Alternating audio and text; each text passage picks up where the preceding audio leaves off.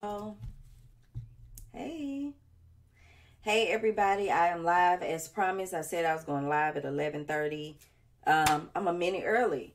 So please join me and let's talk about how to structure your business as a wholesaler. Hey, how to structure your business as a wholesaler we're talking about today. I'm about to just go ahead, jump into this and get into y'all and what y'all need to be doing. And we're going to have a live Q&A. So if you have any questions, any real estate questions, we need to talk about them. Hold on. Let me change this title. I don't even think it's going to work now that I forgot to change it. Your real estate. So we're talking about structuring your real estate investing business. We're not in week 2 anymore. We're in week 3. But let me update this. Okay. Hey, Lily, she is worthy. Dr. Z Queen. Let me make sure. I'm just making sure I got everything. Let me know where y'all are from if you're on here right now. Let me know where you're from. So let me make me some space because my kids have toys everywhere. I can't do anything because they always have toys everywhere. Okay. Okay. Woo. Oh, I forgot my drink. Be right back. Where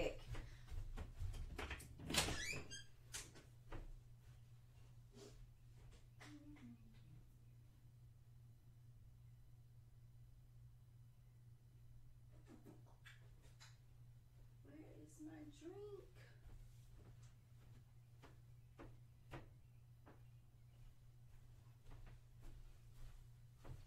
Oh, here it is.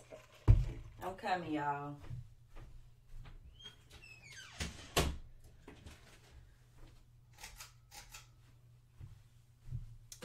Alrighty. Ooh, Miami. I love Miami. Tampa. Okay. Mississippi. I have never been to Mississippi. It's a shame. A really bad shame. Really shame. Okay. So we are in week 3. If you signed up for Wholesale Marketing Month. So last week I did not go over a lot of things because I didn't feel, hey, Black Writer Space, I really need to get with you because I got some stuff I need to be writing. But I did not go live last week because of Nipsey Hussle's funeral. I didn't feel comfortable going live. I just wasn't feeling it. Hey, Baltimore, Charlene Buy Houses. I wasn't feeling it last week, y'all, at all. Hold on. It's my fiance as usual. Whenever I go live, he decides to contact me. Hold on, y'all.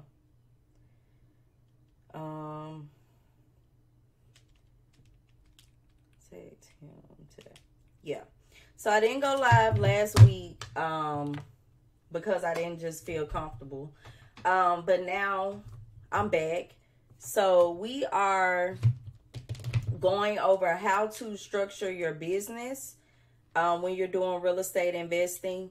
We're also going to do like a little short recap of wholesale marketing, and then we're going to do like a live Q&A. So any questions that you have, you can start putting them in the comments and I'll answer them as we go on. Let me fix this camera. Okay, I'm looking rough because I just left the gym. Whatever. So let's talk about the wholesale marketing recap. So this is what we talked about. So if you have, hey, LaRonda, if you have just joined Encourage Millions or you're new here, I am Tiffany DeAndrea, the founder of EncourageMillions.com. And I'm a real estate investing consultant, and I teach other individuals how to get started investing in real estate through my company, encouragemillions.com, and my platform, and also through my 6-week academy, Flip Your Block Academy, which is going to have applications opening up really, really soon, by the way. Really, really soon. And if you're on the email list, you're going to get an email about those. But this entire week is supposed to be about wholesale marketing. So if you are unfamiliar with what wholesaling is when you play the middleman between a seller and a buyer. So you are finding a seller that wants to sell their home quickly, and you're getting a buyer for them, okay? And you're putting them together. Now, a lot of people would say, well, what's the purpose of doing that? Couldn't they just get a real estate agent? But it's not that simple, because when a real estate agent gets with a seller, they're going to want them to complete repairs. They're going to want them to do a lot of things to get their home ready for the market. And so they are not able to do that. And so that is where wholesaling comes in. Now, if you know my story, if you don't know my story, I started out buying investment properties via a credit union loan. So my first property was a rental property. That's what I did. I got into wholesaling because I wanted to build the capital to be able to repair the properties. That's how I got into wholesaling.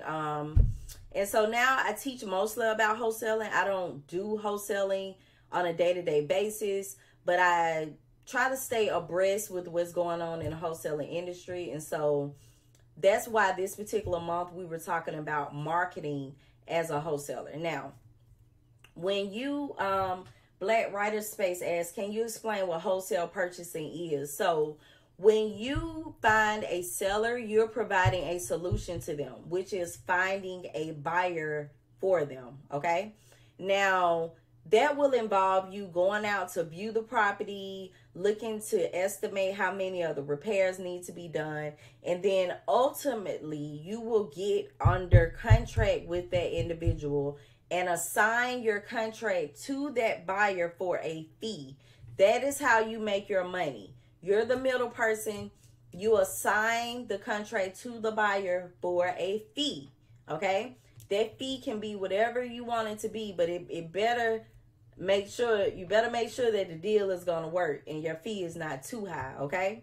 So that is how wholesalers make their money. You got people out here, just some examples. Maxwell, I think he made almost $1 million in a year. You can look him up on YouTube, the Flip Man, which I'm not associated with any of these people, but Flip Man, I would say I love, because he's from my city, from Birmingham, and he has hundreds and thousands, and y'all, he has videos for days on YouTube about how you can get started in wholesaling. So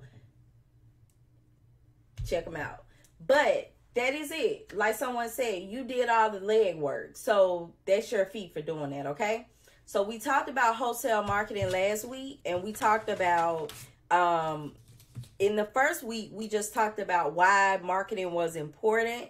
And I told you guys that you need to make sure, if you're going to be a wholesaler, or you're going to, honestly, if you're going to do anything in real estate investing, period, you need to make sure your brand is on point, okay? Yes, it's Flip Man. The Flip Man on YouTube, and Maxwell. Really, really great guys to go find out more about wholesaling. But you need to make sure your brand is on point, okay? So if you want to do anything in real estate investing, get rid of the private Instagrams.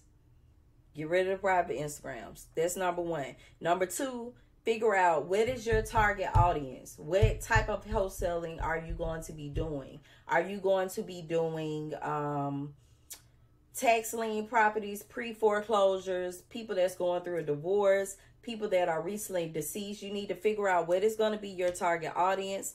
What area are you going to be wholesaling in? You need to figure all that out, and then you need to determine your outlet. Are you going to be posting ads on Craigslist? Are you going to be posting ads on Facebook? Craigslist ads are free, by the way. Are you going to be hanging up bandit signs, or are you going to be doing virtual bandit signs? Now, let me tell y'all something, because I have not mentioned this before. I don't like bandit signs. Do I do virtual bandit signs? Yes. Have I ever put bandit signs up in a neighborhood? No. The reason why I don't like bandit signs is because of, if you follow me, you know my mission. I primarily invest in the hood. I don't like the bandit signs in the hood. I've never liked them in the hood. But I understand that as a wholesaler, the hood is where you're able to, you know, get families who may want to sell their home quickly and need money. But I personally do not like bandit signs because they do bring down the value of the neighborhood. So I don't teach in Flip Your Block Academy. I don't teach you how to create bandit signs. I teach you how to create virtual bandit signs to be able to find people online, but I don't teach you how to create bandit signs, which are really simple and made. You just can get a marker and create one, but I don't teach it because I personally, just my values, I don't like them in the neighborhoods where I invest.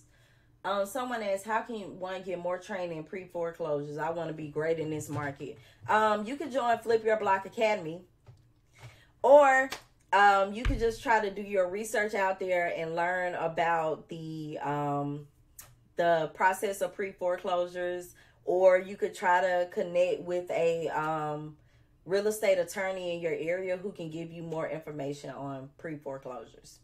But yeah, so determine your outlet. So the three things, the elements of marketing that matter, are brand identity, your target audience, and your outlet. Now, in week 2, we talked about 3 ways to attract more followers on Instagram as a wholesaler. So we talked about brand representation. You need to know what you do, and you need to look at your Instagram and see what are the last 3 posts. If someone looked at your last 3 posts, will they know what you do? If you're trying to be a wholesaler, will they know what you do? Will I look at your posts and see 3 funny memes? Or will I look at your last 3 posts and know that, okay, I have, let me use somebody else. I have The Natural Approach, or I have Black Writer Space. And when I go to their Instagram, the last 3 posts are about makeup or something else. I'm just going to click off because I came there for real estate investing, or I came to see what type of homes they buy or things like that. We also talked about not having crazy Instagram names. Don't have crazy Instagram names, y'all. Don't. I learned my lesson with that. It's hard to rebrand after you've I'm gonna tell you 2 things.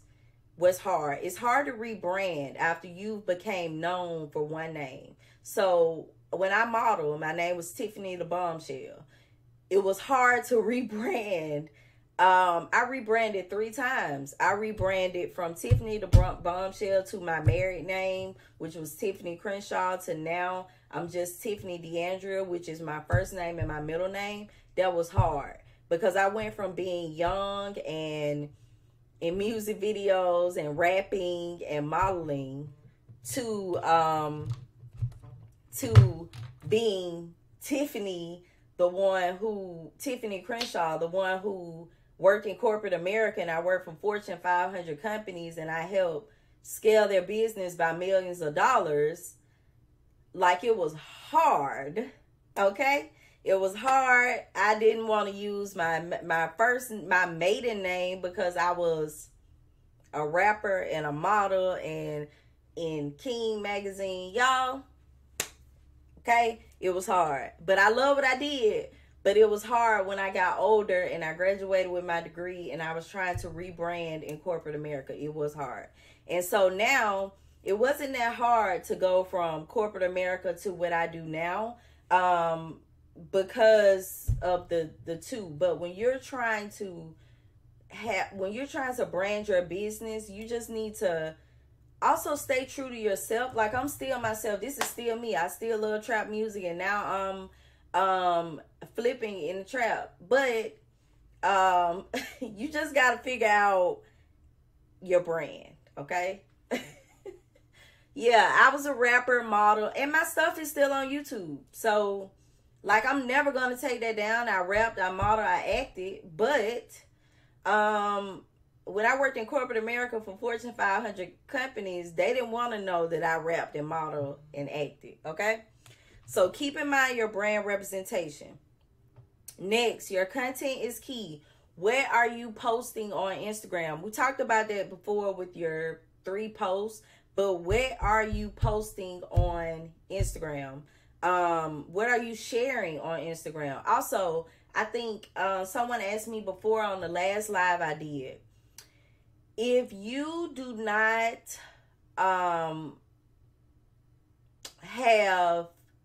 have anything to share, then share someone else's content that is comparable to what you would share.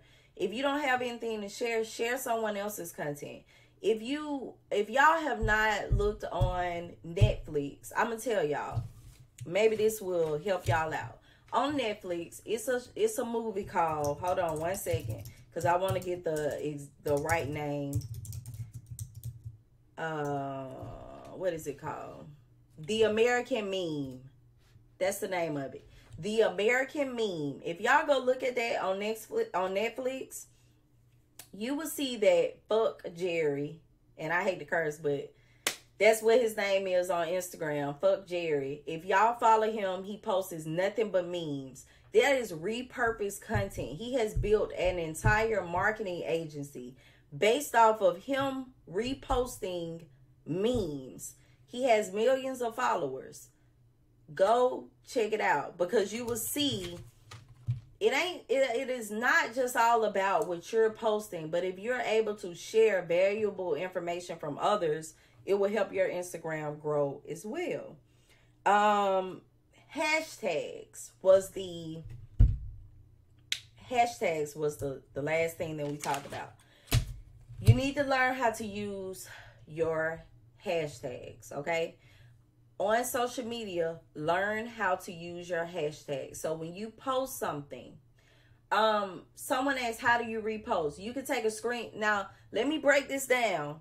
When you want to repost something, take a screenshot and crop it so that you don't have it looking, with the hearts at the bottom. Crop it nicely, repost it, give that person their credit in the caption. There's also apps out there. The Repost Wizard, the Repost app. It's lots of apps out there that allow you to repost other people's content. It's apps out there that allow you to repost just videos. It's apps out there that allow you to repost pictures, things like that. Several apps out there. Someone asked how many hashtags to use. Black Writer Space answered correctly. 30 hashtags.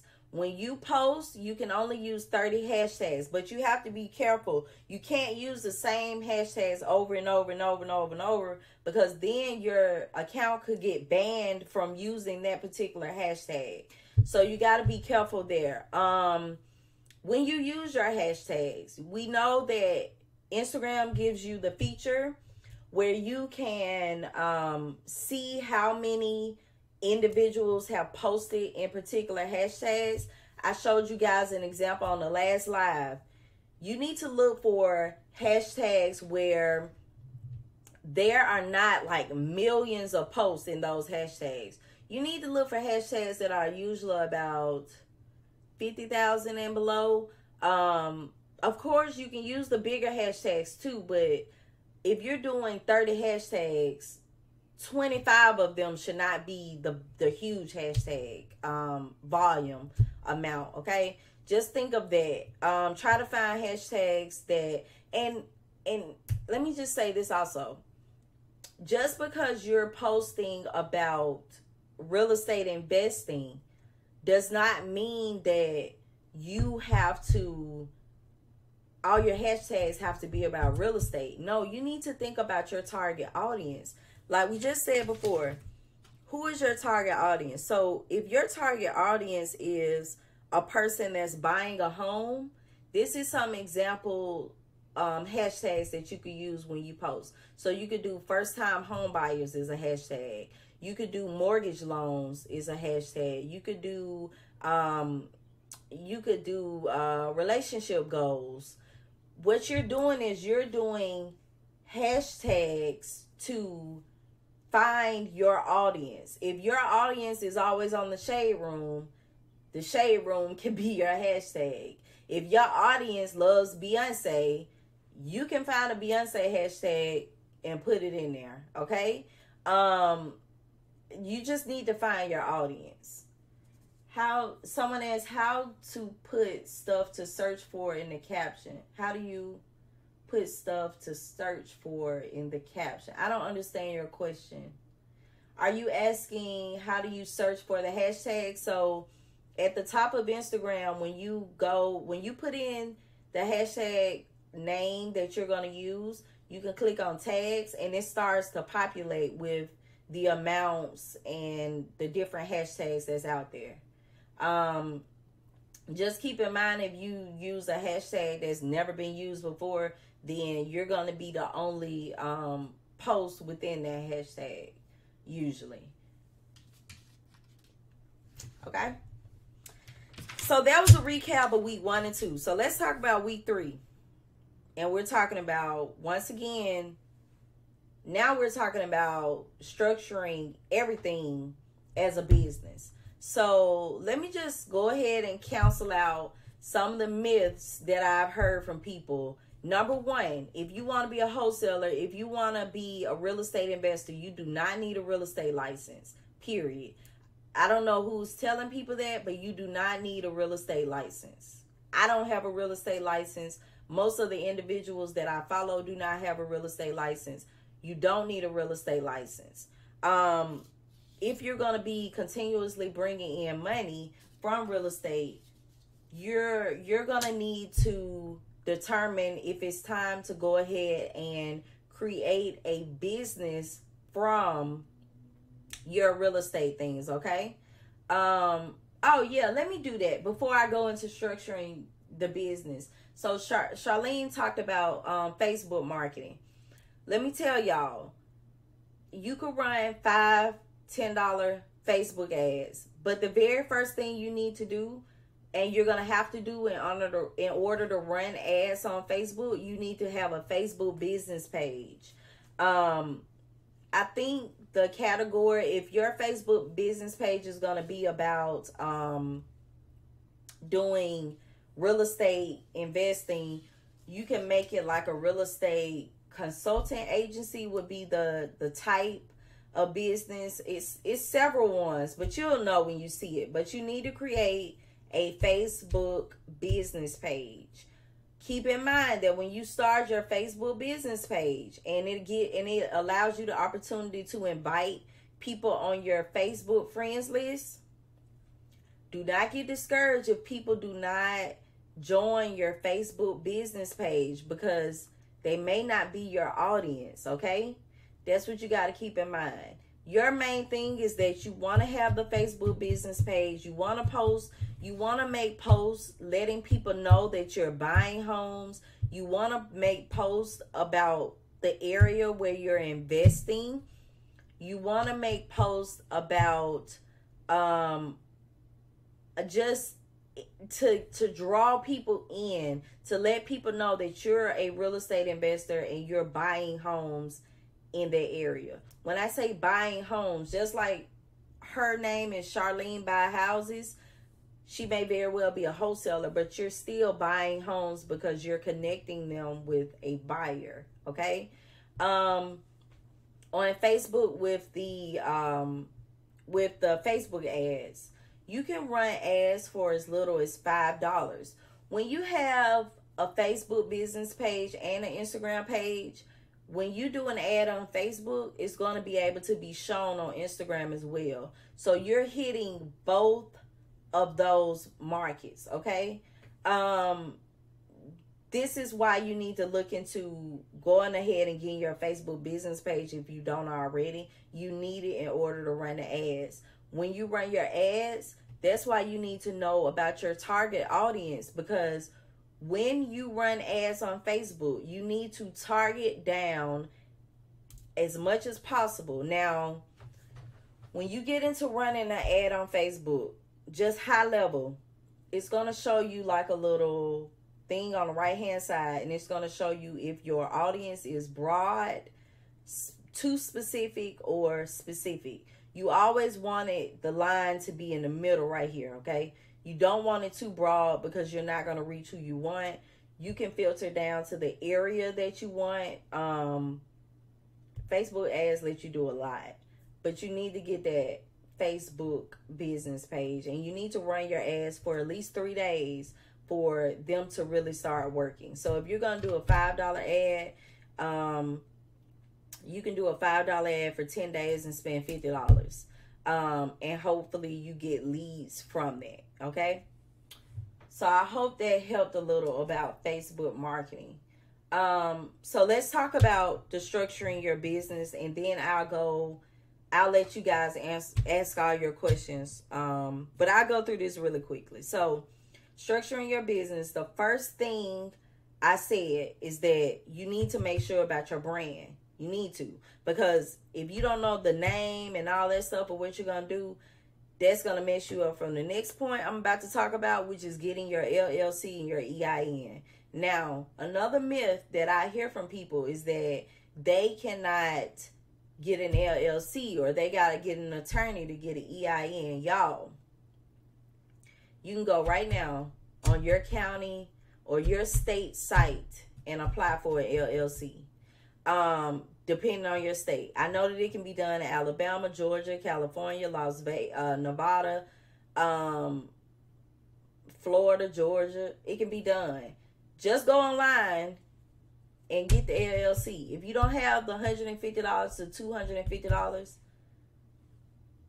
wait till you get it. I'm gonna also throw this in there too.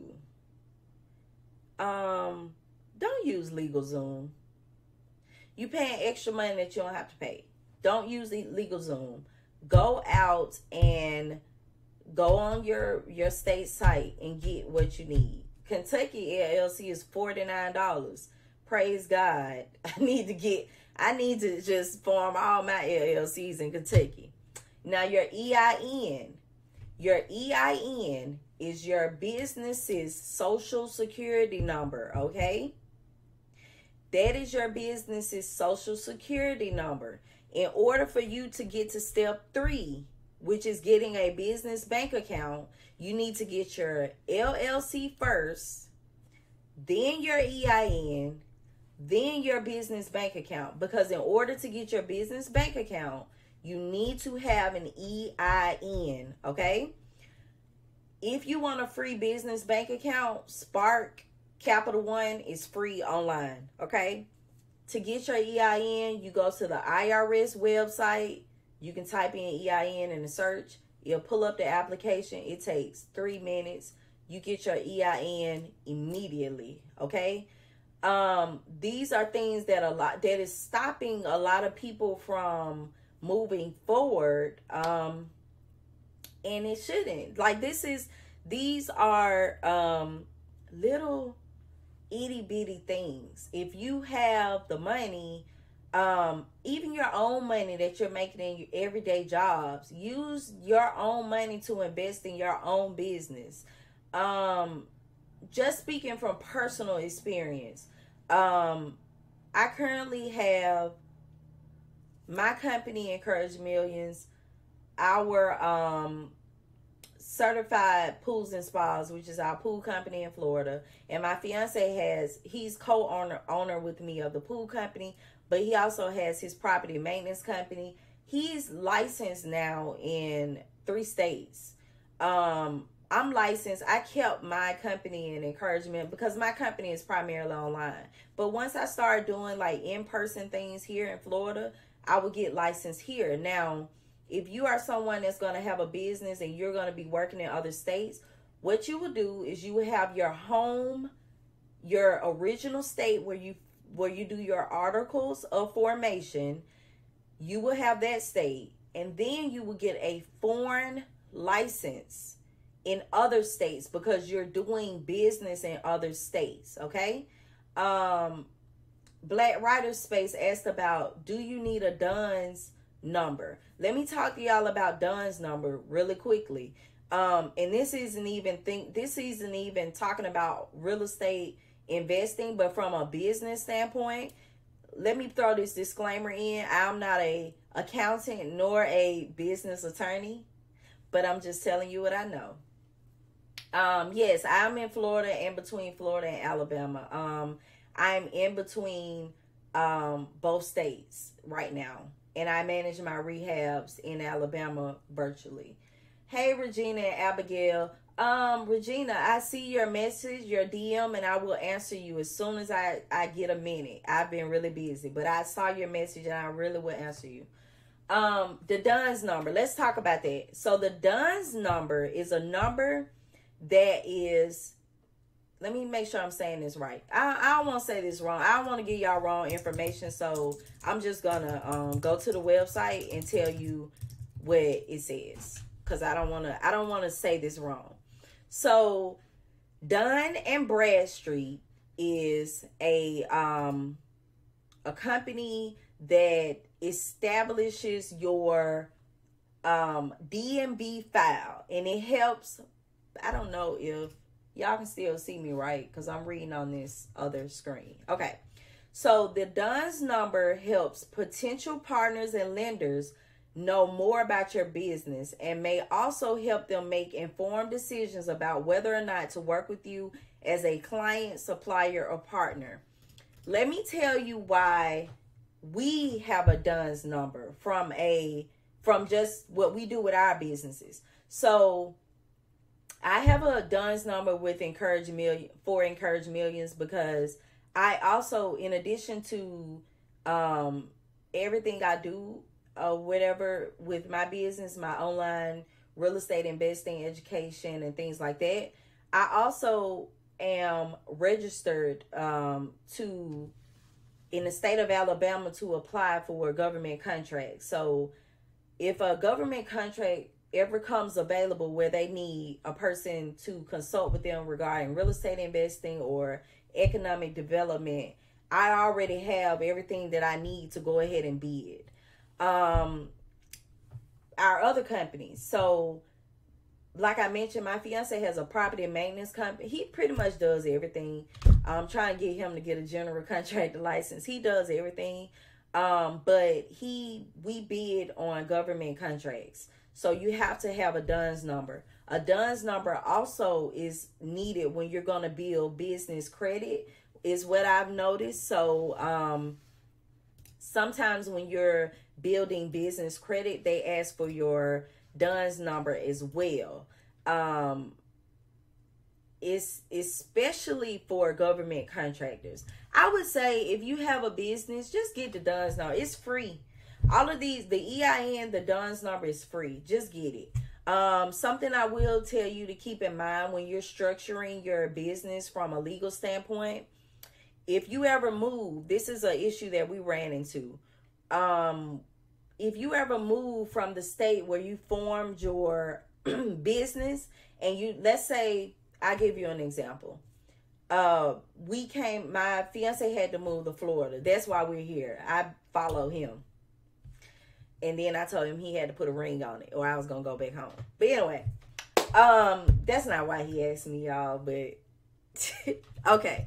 But if you move from the state where you formed your business, you have to make sure that you complete a form with the IRS about your EIN number, changing your EIN's address. Because this is what happened. when we moved and we started to get business here, of course, he's licensed here in Florida. He got a foreign license here, and he actually incorporated a new business here. When he got ready to get insurance, his EIN, when the insurance companies look up your EINs, if they see another address than the address you're giving them, they won't approve it. That was something that we ran into. So our EIN, his main company was first formed in Georgia. Even though he's licensed in Alabama and now Florida, his EIN still says Georgia. So he has to change the address of his EIN. The insurance company work with us, but that's just something I want to throw out there so that you know, if you ever move your business, you need to make sure you update your EIN. So once you have your LLC, your EIN, go get a business bank account. Yes, if you still do business in that other state, I don't think they'll mind, because I think that's why they didn't make us update our EIN. So I don't think that would matter. But let's say like you physically move, I would just go ahead and update it, because this is something else I noticed. Even though you can go on the postal service and do a change of address for your business, sometimes government and state mail, they won't forward.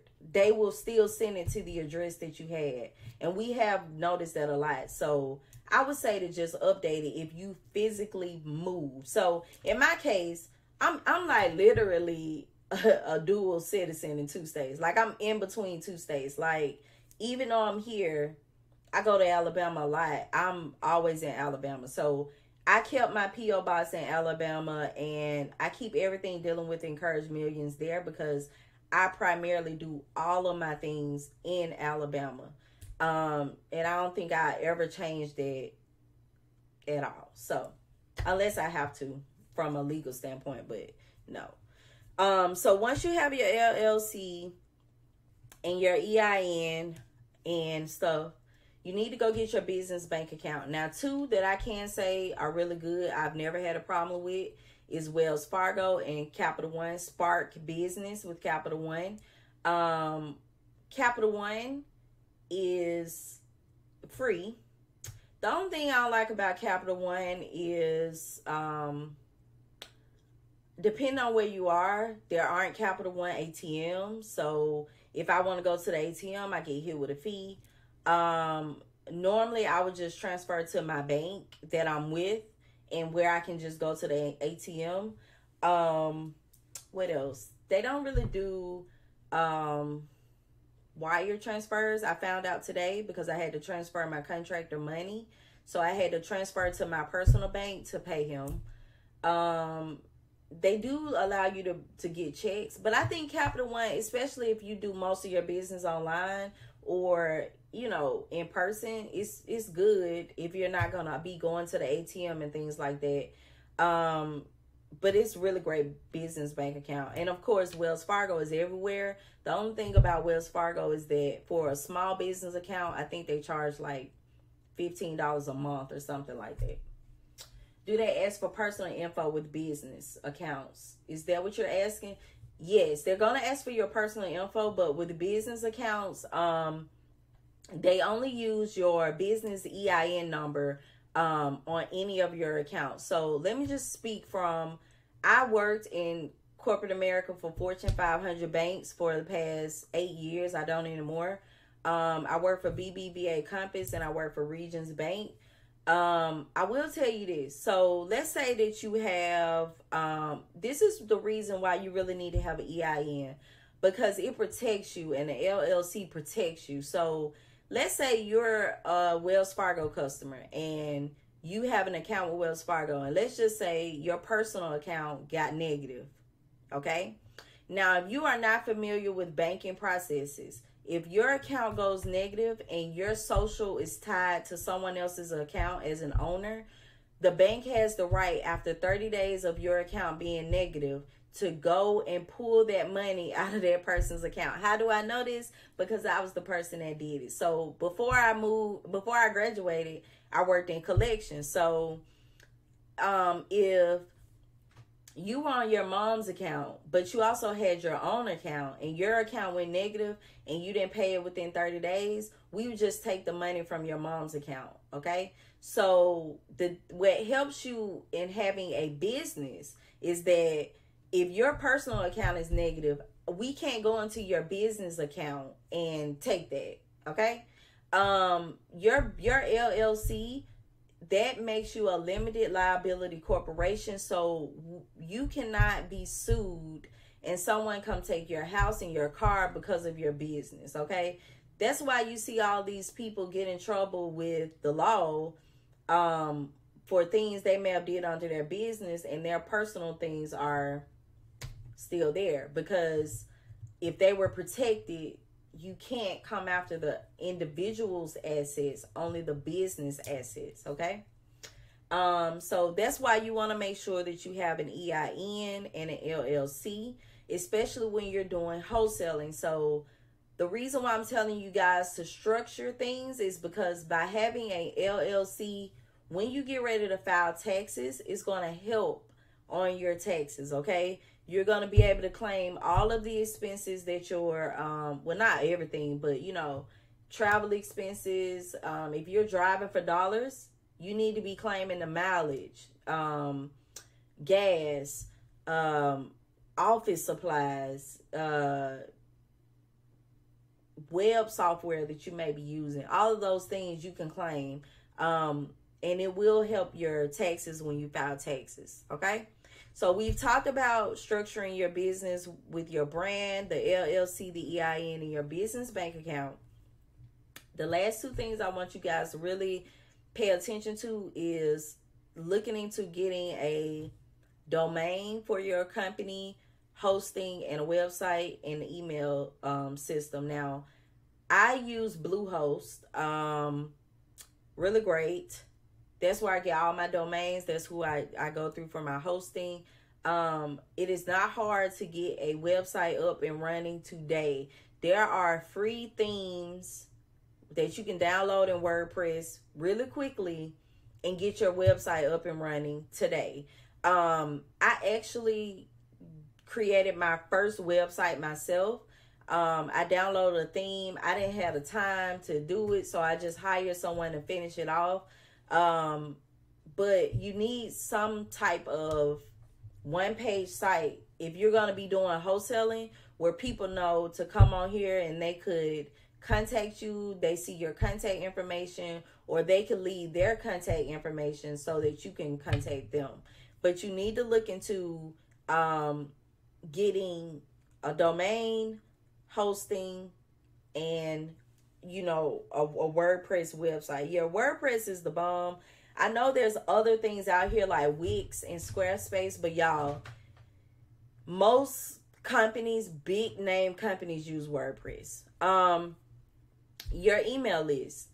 Every person that's inquiring about whether or not you're going to help them sell their home, or every investor that's inquiring about whether or not you have homes to help them, they need to be on your email list, because we just saw Instagram went down, Facebook went down for a day. How are you going to stay in contact with these people if you don't have their contact information? So you need to use an email system which will allow you to keep these individuals' information. Right now, I use ConvertKit. I used to use MailChimp. MailChimp is fine. It's free for up to 1,000 people on your email list. I would say get you a MailChimp account and do that. The way that you can gain emails is when you have your website done, you can place, you know, the little link on there. When they sign up on your website, they're automatically put on your email list.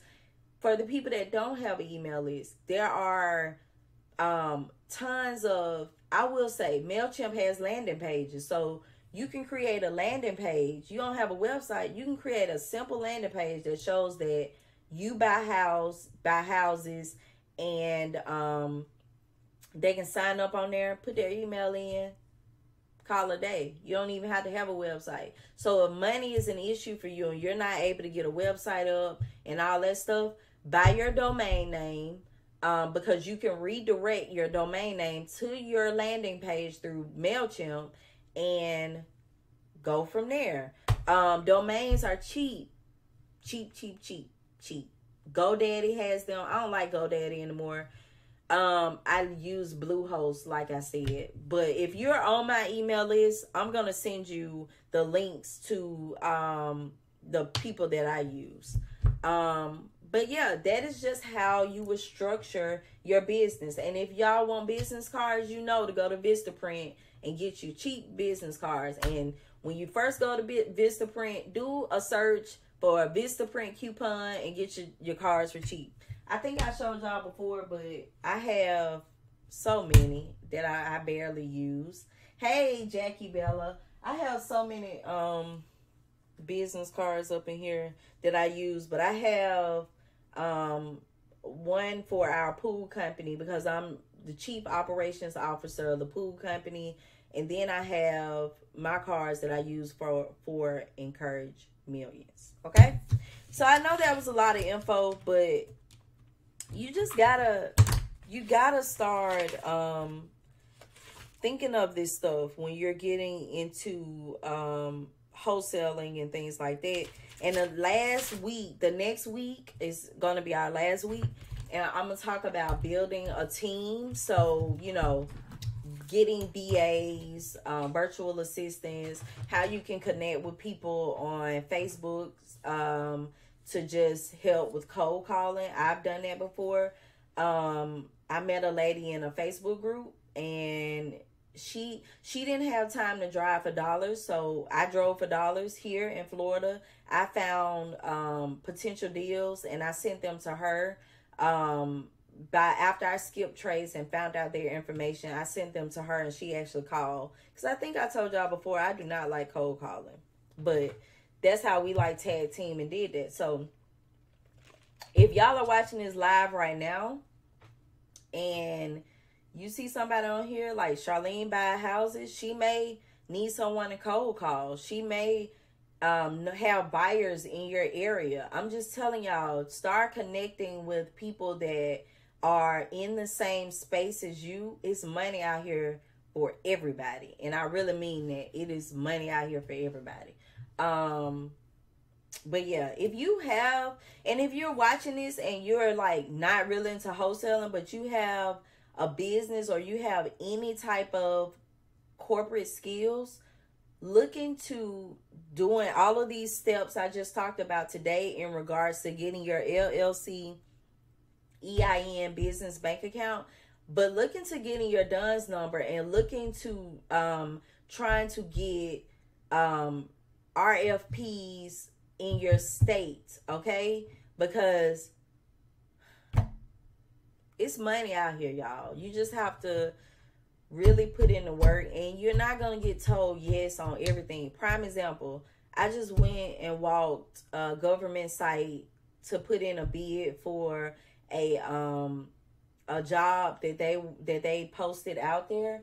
It's a 3-year contract. If we get the contract, more than likely we will subcontract it out. You get what I'm saying? Like, my business mentor, he taught me this a long time ago. And it's so weird because I was actually his manager when we worked at a bank together. And he was only working there because he had gotten older, and his first company was like dissolved. He had small kids, but he lives in DC. He had a government contracts, and basically he told me, bid on these contracts, and whatever you can't do, subcontract it out. And y'all, you will be shocked. Let me tell y'all another movie to watch, War Dogs. Please go watch that movie. Please go watch that movie, because you will be shocked at the amount of money and the amount of Like, people, if you are talking about quitting your job and going full time, one government contract for 3 year, a 3 year contract can do that for you. I'm telling y'all, don't be afraid to do the jobs that other people don't want to do. You know what this contract was that I walked? Janitorial services. Am I going to be in there cleaning? No. Am I going to find somebody to subcontract this out to if I can? Yes. Now, with my fiance being there cleaning, yes, because he is a very, I don't talk about him often, but he has really shown me the true meaning of being a servant worker. Like, he is very, like, he works in maintenance. He's an area manager. He is very a servant. And y'all, I'm a servant too from another standpoint. But y'all, this man, like, I can just tell y'all, he'll be at work all day and he'll come home and still, if I just happen to be taking a nap on the couch because my mind been working all day, he will still walk in the house and do something for the kids, which are not his kids, by the way. And it's never like, oh, why you don't have dinner ready? It's like, what do you want to eat is what I get. I don't get why you don't have dinner ready. I get, what do you want to eat? But he is a very servant worker. And so he really just showed me that a lot of Black people, like, we miss out on a lot of opportunities because we don't want to do need-based businesses. And things like janitorial services, plumbers, like, those are need-based businesses. And people are out here paying top dollar. When I went on that contract, y'all, I saw nobody that looked like me. It was nobody young in their 30s bidding on this contract. It was just me and older white males or stuff like that. Yeah, electrical and HVAC. He's certified in HVAC. I'm just telling y'all, it's money out here. So if you have corporate skills, whatever you're doing, you can do it on your own. So just think about that, because you never know when a job will post in your state or your city or your county where they're looking for bidders. So just go ahead and get that DUNS number. You don't even have to have a website and all that when you're doing government contracts, but just go ahead and get that DUNS number and just have it. If you want to build your business credit, I'm not, like I said, I'm not a banker. I'm not an accountant. I don't know a lot about business credit, but I do know that a site that's really good is I think it's nav.com. Let me make sure. Yes. A site that's really good that I've been using is nav.com, and they kind of show you your Duns and Bradstreet score, but they also give you ideas of how you can build. I'm laughing at Naturally Kay says she's sneaking at work and watching it. I know all about that. But they kind of give you like ideas on how you can build your business credit. So I will tell you this. It's going to be hard to get business credit as a first-time business, because they do look at your personal credit when you try to get certain things.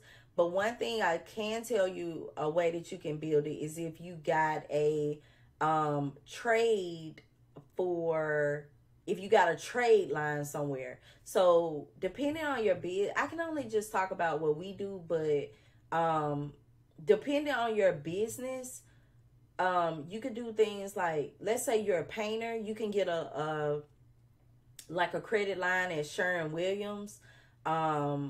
If you're like, I know one time we were about to do a government contract for blinds, and blinds.com was actually going to give us like a $5,000 credit line through them. It was some other ones that nav.com gave some examples of people that you can get trade lines for to build your business credit. but I'm actually learning more about that because I'm actually about to start raising funds for my business. So a lot of those things I'm learning about. So I don't want to give y'all any advice about business credit because all of my real estate investments I got on my personal credit. So, and if you have a problem with your personal credit, you can go to my website, encouragemillions.com. I have a really great credit repair webinar that people have taken, and they have raised their score tremendously by taking it. Someone asked me, who do I have for health insurance? Let's talk about that. So, Uline, yes, that's it. That's a good one to get a trade line with.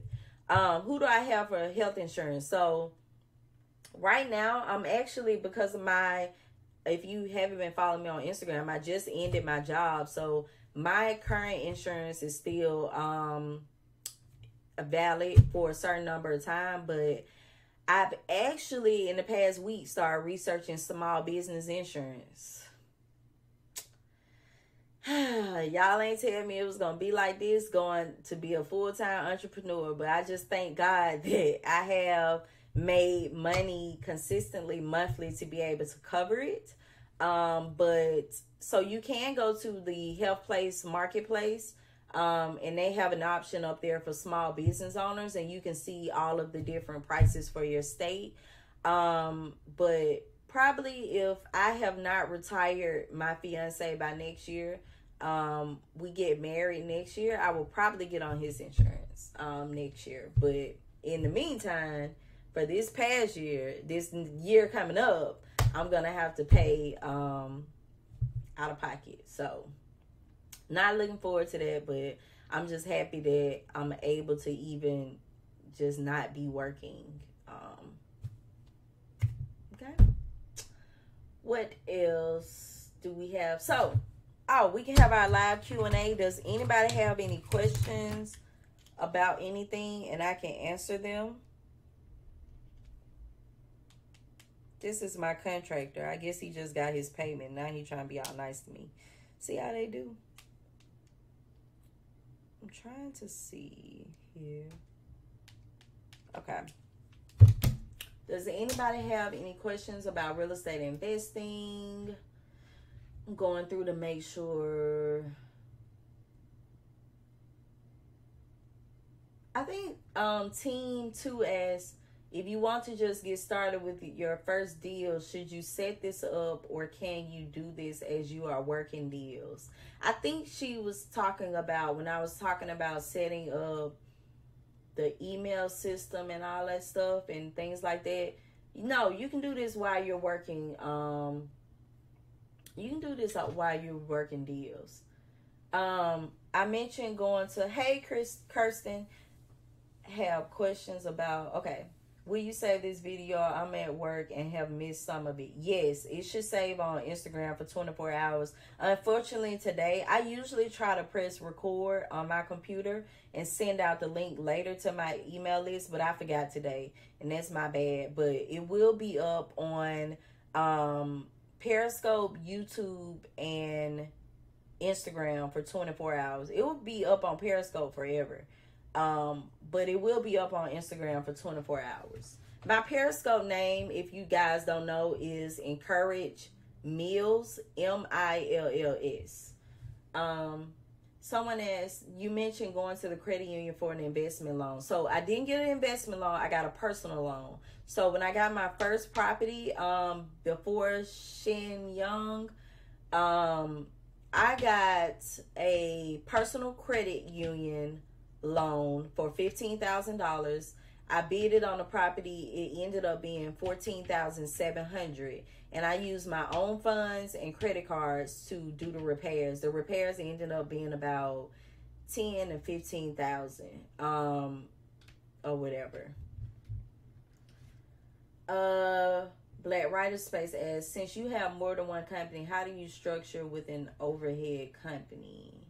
So do you mean, how do I structure with an overhead company? So since I have more than one company, everything is kind of separate. So Encourage Millions is kind of like separate from, you know, our companies that we have together. But since he has his property maintenance company and we have the pool company, we just kind of try to keep everything separate. So the employee that we have working in Alabama, he's under contract and things like that. You asked also, do you have several LLC and then file under one at takes time? Oh,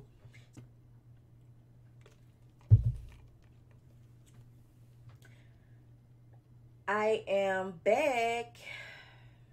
Instagram threw me off again. That always happens when I use this software. But I'm back again. I'm back, y'all. So if you left a question, please drop it again. If you were asking me questions, please come back and bring your questions, because my live ended unexpectedly the last time. I'm sorry. But I'm back on. I figured it would do that because I use this software and it like kicks me out at a certain time. So I'm just going to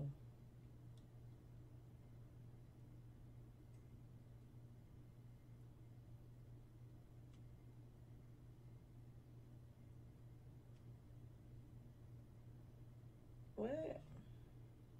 If you had a question, please drop your question again.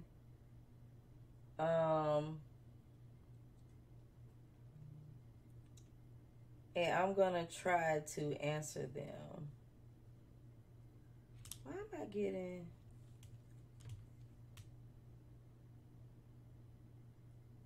Oh, I gotta hurry up. I just remember I got a call at 1. Okay. So, okay. So I'm gonna start back with what I was answering about Black Writer Space. She asked, when you have more than one company, when you file taxes, and do you have several LLCs? So yes, for our companies, we have how do you have a main overhead that everything can go over? Okay, so we don't have a main overhead that everything can go under. So we have several.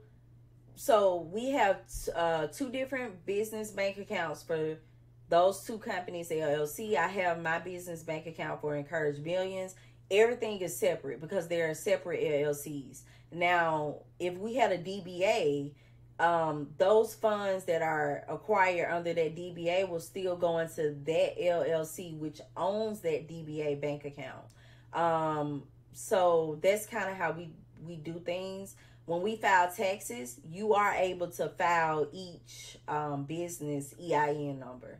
But I don't want to give advice on that because I don't really know. And I'm also about to hire an accountant because this last time when I filed taxes, things have really grown for me, and I was just not prepared. So I'm gonna get an accountant because I can't handle it. It's just too much. So once I get an accountant, I can answer that question better.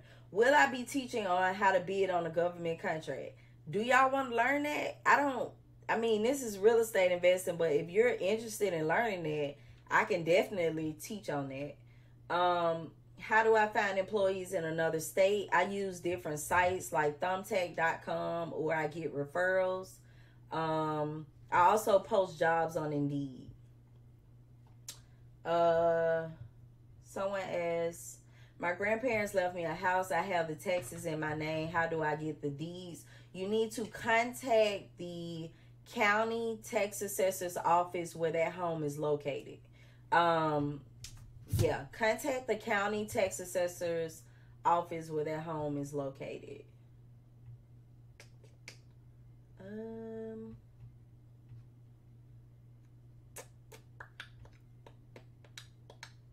So this one should save as well. So it should be 2 live streams out there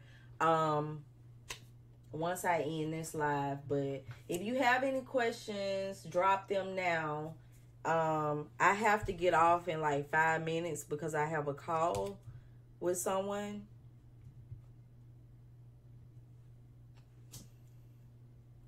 Oh, do I still have a pool business in Georgia? So we are licensed in Florida for the pool business. If you need, we have our property maintenance company in Georgia. So depending on the type of pool service that you need in Georgia, we would just need to know that if it's like a contract or a job or anything like that. But if it's a pool contract or something like that that needs to be done, we can just file for a foreign license in Georgia and handle that. Our mentor is usually free. I don't know, but people are always DMing me about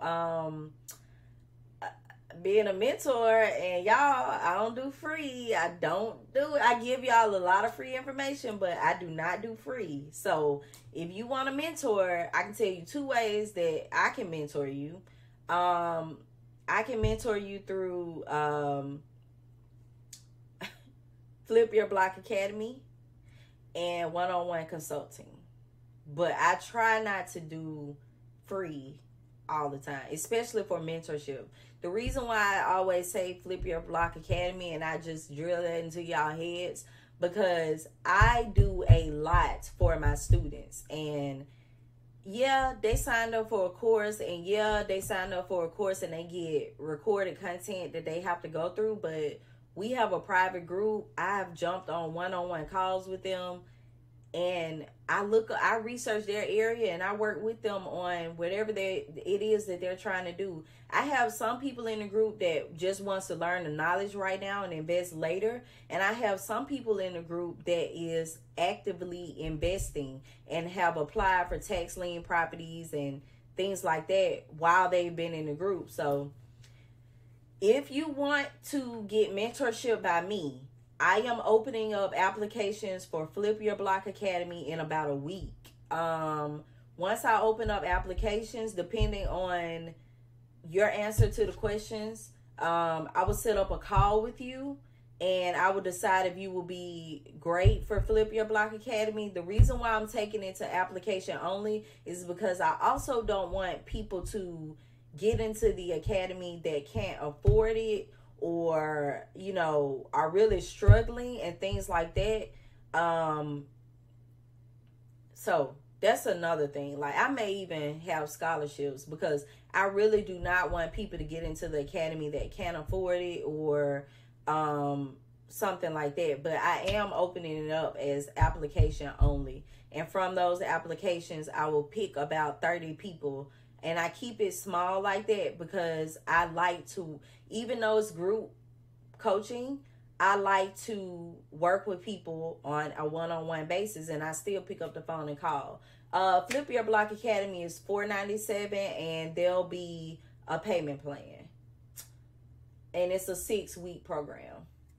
Someone asked, now see, some of y'all probably wasn't even expecting me to say $497.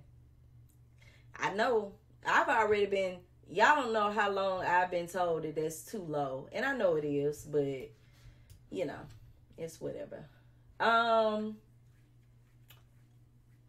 Someone had, okay, Effortless Design. I need to keep in contact with you if your husband is an electrician and an HVAC, and definitely gonna keep in contact with you because we may need you all. Kirsten asked, what should credit score be to get a $15,000 personal loan? So my credit union at the time, their requirements were 640 is what my credit score had to be. Miss Kiki 31. I don't know if you would have to go through probate court, because I think you mentioned that your grandparents left you the house. If you are already the executor of their estate, you can just take that to the tax assessor's office. I don't know, but usually the tax assessor's office is usually where probate court is. So I'm guessing that if it's if you do need to go to probate court, they'll probably just send you there. How much is one-on-one consulting? So I have 2 options for one-on-one consulting. I have all day. Let me break this down, because some people, I've had to talk about this with them before. I'll post the website for you guys for one-on-one consulting. So I have a discovery call. The reason for the discovery call is to determine what accelerator that you need to be a part of, okay? The discovery call is $50. I have a 3-hour accelerator, which is a half-day business strategy accelerator, where we do this virtually through Zoom. We have 15 to 20 minute breaks. That's $1,500. And I have a 6-hour full day VIP. Let me tell you about the 6-hour full day VIP. The 6-hour full day VIP is me coming to your city and working with you. It's not virtual. So the price that you see for the full day VIP, we are working together one-on-one. That's whether we need to drive around your city, find a deal, understand what needs to happen for you to be able to flip your block or buy back your block. But this is a one-on-one. We meet in a specific office space together in person. That is not virtual. So the VIP day is not virtual. The 3-hour one-on-one strategy accelerator is virtual. Depending on if, with the 3 hours, depending on where you're located, I could come to you in person for those 3 hours. It just depends. But if you go through the strategy call, which should be the very first thing that you decide to do, in our strategy call, we will determine what's the best for you for one-on-one consulting, which one will be the best for you. And just FYI, like, I don't consult with people and you don't hear from me ever again. Like, we become family. Like, you're gonna hear from me forever. Whatever question you got, I'm gonna answer it. Okay? So I hope that answered you all's questions. Does anybody have any more questions? Oh, Kirsten asks, I want to prepare myself. So which type of mentoring style do you recommend? So I'll say this. If you are not a self-starter, if you are not someone that's able to go through content and learn and research on your own and do things, then Flip Your Block Academy may not be for you. Because in Flip Your Block Academy, they're giving the content to watch. We have weekly live streams just like this. But you have to also do the work. One-on-one consulting, I would say, is for someone that needs me to hold their hands, to show them, like, step by step, this is what you need to do. This is who we need to call. This is what you need. Like, that's for you. So it just depends on what type of individual you are, what type of learning style works for you. Flip Your Block Academy is not any type of reading materials. It's mostly videos and live streams and phone calls. I think that's it. Trying to find out if I got all the questions.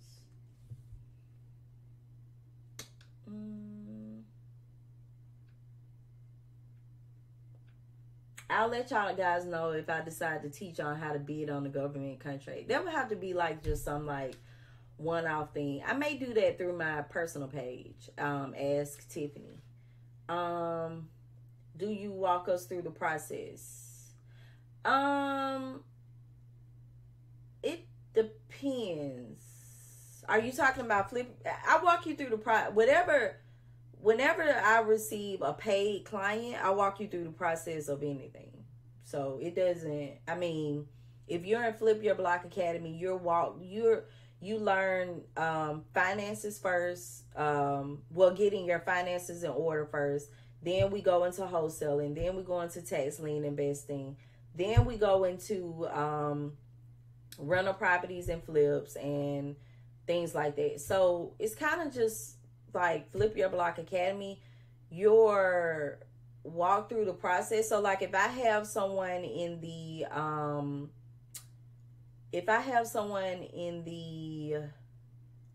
academy that ends up going out and getting if I have someone in the academy that ends up going and finding a property and they want to buy it, and then they come to me with questions, and yes, I walk them through the process.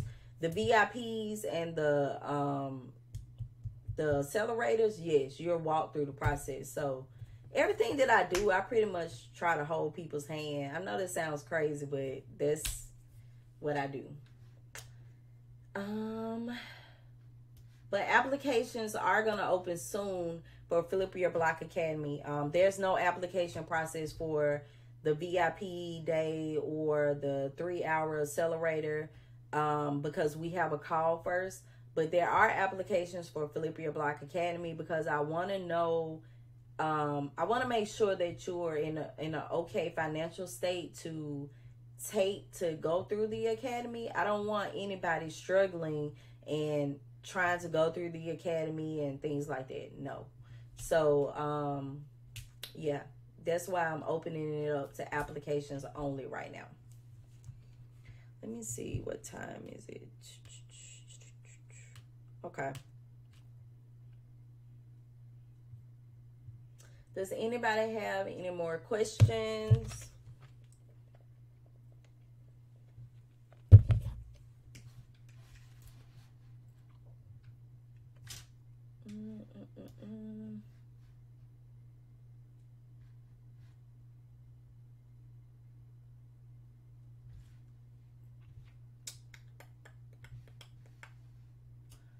I don't think. After the $497, are there additional funds needed? No. Any funds after the $497? No.